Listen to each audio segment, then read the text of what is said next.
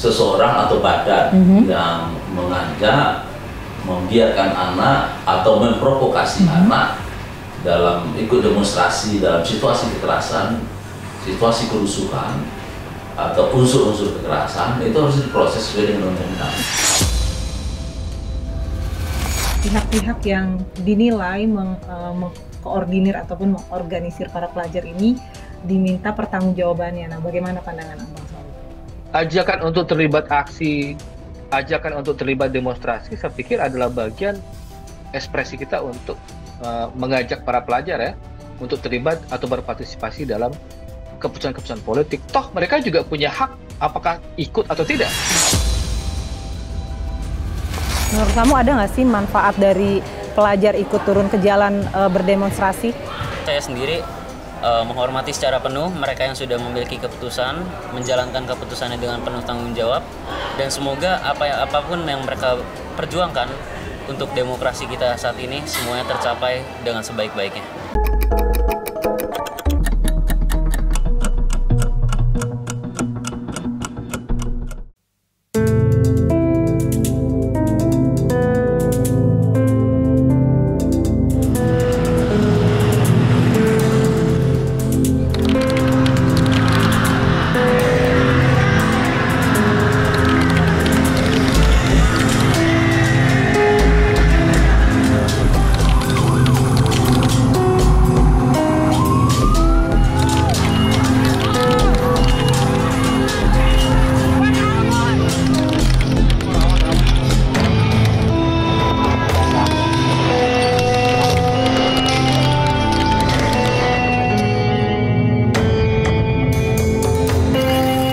Oke Zoners, dalam demonstrasi beberapa waktu terakhir, pelajar muncul sebagai bagian aktif dari gelombang aksi. Apa yang sebenarnya sedang mereka perjuangkan? Apakah ini langkah menyuarakan aspirasi sejak dini? Ataukah jadi korban manipulasi kepentingan? Kita akan membahasnya dalam 10 Minutes. Dari Tangerang. Dari Tangerang. Ngapain nih kesini? Mau ngopi. Mau ngebubarin DPR. Emang tahu? Tahu. Apa? Semua kena pajak. Assalamualaikum semuanya warga Indonesia. Saya perwakilan dari Sekolahan Pelajar Tangerang. Kalau ngomong di sini, kalau misalnya yang ngomong Indonesia negara yang besar, benar emang besar. Besar pajaknya, besar korupsinya. Lalu seperti apa sebenarnya aturan dalam pelibatan pelajar dalam aksi demonstrasi? Apakah memang ada perlindungan hukum atau justru rentan eksploitasi? Nah, saat ini saya sudah berada di kantor Komisi Perlindungan Anak Indonesia dan saya akan langsung bertanya pada pihak terkait.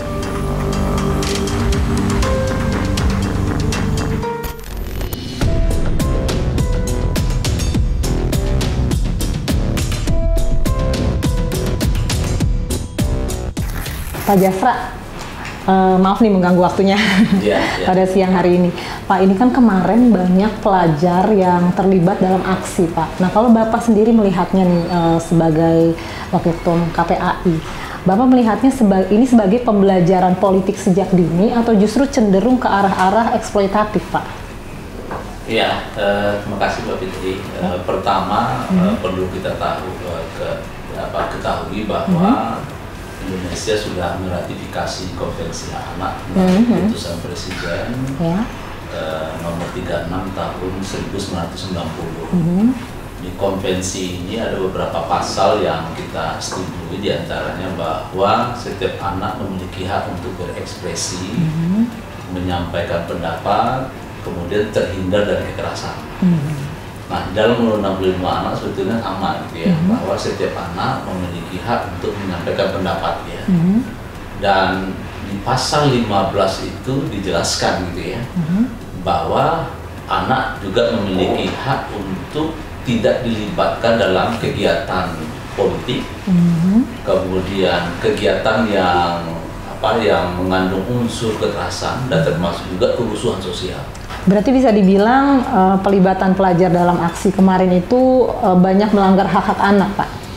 Iya, kalau kita dalam hasil pengawasan kita seperti itu gitu ya. Dan bahkan ada yang korban kan, ada yang meninggal kan, satu anak yang di Tangerang gitu ya. Kita juga sampaikan agar kepolisian membuat SOP standar operasional prosedur terkait bagaimana keselamatan anak dalam menyampaikan pendapat di muka umum.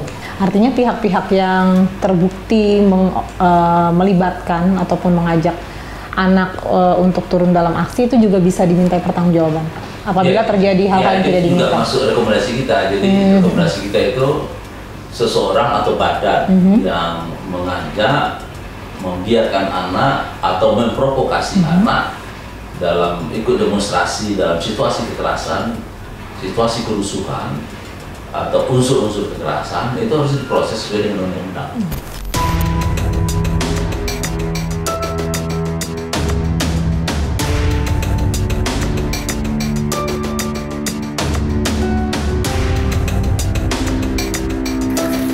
Kalau seandainya pelajar ingin turun ke jalan, ikut berpartisipasi dalam demonstrasi, bagaimana sikap dari sekolah sendiri, Mas? Kalau sikap dari sekolah, saya kira kami masih tegas gitu ya. Kami menghimbau pelajar tidak turun ke jalan karena alasan keamanan tentu saja berbahaya. Anak-anak masih rentan terhadap berbagai macam hal, keamanan bisa macam-macam gitu ya. Saya kira itu kami setuju tidak membiarkan anak-anak kami turun ke jalan, tetapi bahwa aspirasi kegelisahan itu tidak berarti hanya bisa dilakukan di jalan. Artinya kalau dilarang berarti melarang kebebasan berpendapat para siswa dong, Mas? Saya kira tidak melarang berpendapat, tidak sama dengan turun ke jalan. Itu yang saya kira. Kenapa dilarang turun ke jalan, Mas? Itu kan anak-anak masih di bawah umur, masih dalam perlindungan orang tua, dan turun ke jalan itu berpotensi membahayakan gitu ya. Ada potensi itu membahayakan kondisi anak-anak. Maka saya kira itu tidak sama. Minimal sampai tahap ini mereka masih dalam lindungan.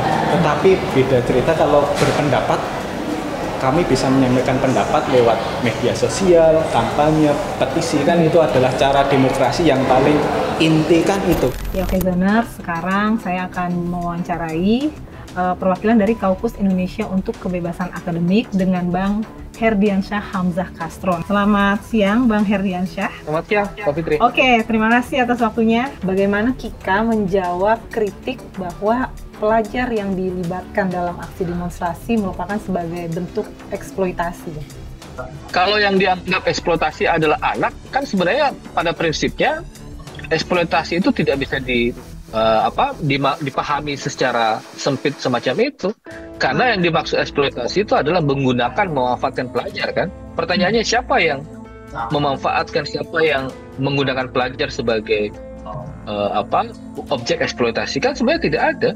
Karena ruang bertumbuh dengan baik dengan pikiran-pikirannya sendiri, dengan ekspresi-ekspresinya sendiri itu lahir dari para pelajar. Makanya saya bilang dari awal, kita tidak bisa mengerdilkan para pelajar seolah-olah mereka tidak punya pemahaman. Pihak-pihak yang dinilai mengkoordinir ataupun mengorganisir para pelajar ini diminta pertanggungjawabannya. Nah, bagaimana pandangan Abang soal itu? Ajakan untuk terlibat aksi, ajakan untuk terlibat demonstrasi, saya pikir adalah bagian ekspresi kita untuk mengajak para pelajar ya untuk terlibat atau berpartisipasi dalam keputusan-keputusan politik. Toh mereka juga punya hak apakah ikut atau tidak kan. Berbeda dengan larangan para pelajar, itu seolah-olah itu seperti sistem komando yang harus dilakukan oleh para sekolah-sekolah gitu ya. Jadi instruksi Menteri Pendidikan Dasar dan Menengah seolah-olah menjadi perintah atau instruksi yang harus dijalankan. Itu justru membunuh hak politik pelajar, apakah mereka setuju atau tidak dengan keputusan itu. Karena kamu ngelihat nggak, kemarin kan banyak pelajar turun aksi tuh di demonstrasi kemarin. Nah, pendapat kamu sendiri sebagai sesama siswa gimana? Kalau misalnya sesama siswa sendiri, saya menghormati pilihan-pilihan mereka. Karena ini kan hak mereka untuk berekspresi juga. Jadi dengan mereka memutuskan untuk melakukan sesuatu, tentu saya juga menghormati segala proses pertimbangan yang mereka miliki. Akan tetapi dengan resiko-resiko yang ada di depan mata, saya sangat menyayangkan dan justru cenderung mengecam tindakan-tindakan seperti upaya-upaya penyebaran misinformasi yang marak itu di sosmed ya.